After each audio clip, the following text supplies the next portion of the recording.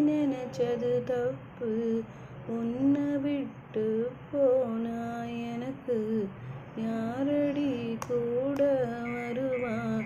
என்னை பத்தி நினைச்சு பார்த்தா கண்ணில் கண்ணீர் தானே வருது. என் மைண்டு ஃபுல்லா நீ அடி. நியாயமா